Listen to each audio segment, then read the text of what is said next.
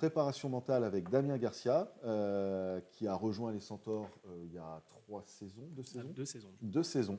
2 saisons. Je te propose donc de te présenter, de parler de ton parcours professionnel et ton poste au Centaure. Et ensuite, on parlera de en quoi consiste la préparation mentale dans le programme de performance, dans le sport en général. Ça marche, merci Alexis. Du coup, moi, comme Hervé, j'ai fait une reconversion. Je ne vais pas vous raconter tout ce que j'ai fait avant, mais là, j'ai 39 ans. Du coup, j'ai fait une reconversion à 30 ans également. J'ai repris les études, donc j'ai passé un diplôme de coach certifié à l'Institut de coaching de Genève dans un premier temps. J'ai repris un DU de préparation mentale à Clermont-Ferrand à distance, en parallèle de mon travail à l'époque. J'ai passé divers diplômes après, un petit peu plus spécifiques en biofeedback, neurofeedback, en PNL, en analyse transactionnelle aussi. Et du coup, j'ai commencé à exercer en micro-entreprise il y a 6 ans, donc sur le bassin grenoblois. J'ai commencé avec des athlètes dans divers sports en individuel. J'ai fait notamment un pilote de quad qui fait le Paris-Dakar. J'ai bossé avec des navigateurs en solitaire, du volleyeur, softball, VTT trial, enfin énormément de sports différents. Et puis j'ai rejoint l'aventure Centaure donc il y a 2 ans. Voilà, parce que j'avais envie de bosser, mais je crois qu'on va en parler après, dans une structure de sport co pour me faire une autre expérience. Et ce n'est pas tout à fait la même manière d'aborder la préparation mentale dans une structure en collectif que dans un sport individuel. Oui. Alors déjà, en quoi consiste la préparation mentale pour des sportifs?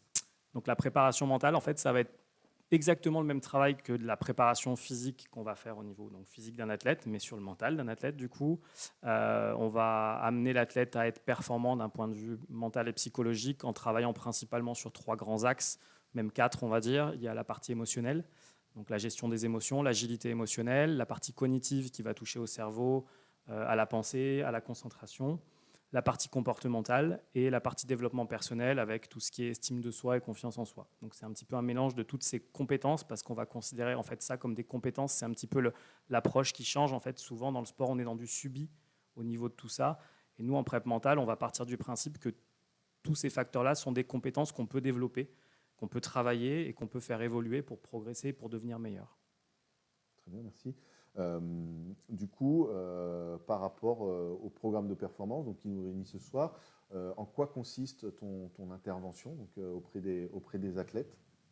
Donc, au niveau du programme de performance, on a une séance de prep mentale par semaine le mercredi soir qui dure entre 1h30 et 2h30 selon les séances, qui nous permet en fait collectivement de travailler. Alors sur la première partie de saison, on va beaucoup travailler du théorique, donc justement sur tous les éléments que j'ai cités tout à l'heure, que ce soit la gestion émotionnelle, je vais leur apporter des bases, des connaissances qui leur permettent de progresser à ce niveau-là, sur la concentration, sur toutes les parties cognitives, sur l'estime de soi, la confiance en soi aussi, leur faire prendre conscience qu'ils peuvent travailler sur eux-mêmes, qu'ils peuvent évoluer. C'est aussi un bon moment d'échange pour nous, ça permet en fait de les souder entre eux, d'apprendre à échanger dans la bienveillance également, de pouvoir aussi se confier, de dire des choses qu'on ne peut pas forcément dire à un coach ou à des coéquipiers. Il y a énormément de facteurs qui nous permettent en fait de nous rapprocher finalement en se voyant toutes les semaines. Et ça me permet après d'être plus efficace avec eux en individuel, puisque d'ailleurs on va travailler individuellement, ils vont venir me voir, je vais leur demander de travailler sur certains aspects plus spécifiques à eux finalement, en fonction de leurs compétences et de leur potentiel. Et puis on va pouvoir petit à petit leur permettre de se développer, de progresser. Et puis on a la deuxième partie de saison où il y a les matchs, où là on met en place tout ce qu'on a travaillé en amont et où on va aussi débriefer les matchs, préparer le match d'après et essayer de continuer à progresser mentalement en fait en fonction de tout ce qu'on a appris des rencontres et pour les aider là encore et les accompagner à développer leur capacité. Ok, donc au niveau des enjeux de la préparation mentale, ça représente quoi? C'est une partie de la performance, au même titre que le physique, que la technique ou que la tactique. C'est 4 domaines qui pour moi sont totalement interconnectés en fait, et la partie mentale va pas être plus importante ou moins importante que la technique, que le physique ou que la tactique, mais ça va être un élément prépondérant par contre, à la fois pour performer mentalement, mais aussi parfois pour performer, que ce soit physiquement, techniquement ou tactiquement, puisque le mental peut permettre par exemple de débloquer certaines choses sur le plan physique, peut permettre également de progresser sur des gestes techniques, etc., etc. Du coup, tout est vraiment très connecté et ça peut permettre à la tête de progresser également dans d'autres domaines en travaillant. On parlait des blessures tout à l'heure, par exemple, Hervé et Nico qui suivent en réhabilitation les joueurs, par exemple, je leur fais intégrer de l'imagerie motrice en fait, pendant les phases de réhabilitation pour leur aider peut-être à guérir plus rapidement. Voilà, c'est des petits détails comme ça qui peuvent leur permettre de progresser encore. Ok. Donc là, le programme de performance n'englobe pas la totalité de l'équipe. Tout à fait. C'est là où on a peut-être un suivi individuel versus un suivi aussi de collectif. Comment est-ce qu'on aborde les choses en individuel ou en collectif? Quelle est la différence? La différence, c'est qu'en collectif, on va être amené à aborder des thèmes un peu plus généraux, en fait, sans être spécifique sur un joueur. L'individuel, en fait, permet de prendre en compte l'individu dans son ensemble, avec son histoire, avec son passé, avec son vécu, et de pouvoir vraiment l'aider à progresser, à travailler en fonction de tous ces éléments-là qui sont en fait indispensables. Ça leur apporte en fait de mieux se connaître aussi. Et au-delà de l'athlète, ça leur permet aussi de devenir, j'espère, de meilleures personnes, de mieux se connaître et d'être bien dans leur peau.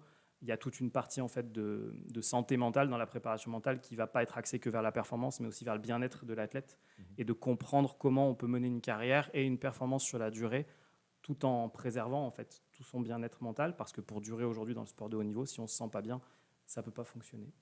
D'accord. Et concrètement, comment est-ce qu'on travaille dans une séance de préparation mentale? Je sais qu'il y a de la visualisation, il y a différents sens qui sont travaillés. Comment ça se passe? Alors, on parle souvent de la préparation mentale en abordant le métier par des outils, mais avant ça, déjà, il y a toute la partie d'écoute qui est hyper importante, donc d'échange, d'écoute, de dialogue, de prise de conscience aussi.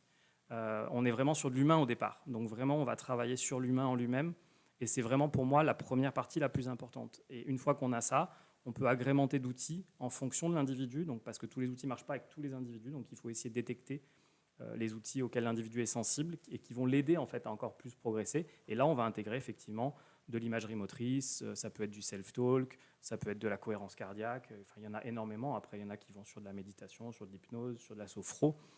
Mais ça vient dans un deuxième temps pour moi, et ça doit vraiment être adapté en fait à l'individu et à l'athlète. Donc ça sera vraiment après en individuel qu'on va adapter tout ça et qu'on va aider l'athlète à trouver les outils en fait qui l'aident vraiment à performer mentalement. Ok. Eh ben, merci beaucoup. Je ne sais pas s'il y a d'autres sujets qu'on n'a pas abordés que tu voulais Non, juste de dire rajouter. qu'effectivement, au-delà du suivi SHN, il y a aussi un suivi avec le groupe élite, du coup, et qu'on travaille aussi collectivement et individuellement avec le groupe élite pour progresser dans l'ensemble du collectif, et que du coup, les SHN ont quand même une responsabilité mentale par rapport au groupe élite, puisque ce sont eux qui travaillent le plus la partie mentale. Et donc, ils ont aussi effectivement à apporter un petit peu ça dans le groupe et à aider en fait le reste du groupe à progresser mentalement dans la direction qu'on souhaite développer en fait pour que notre club soit performant à ce niveau-là. Voilà.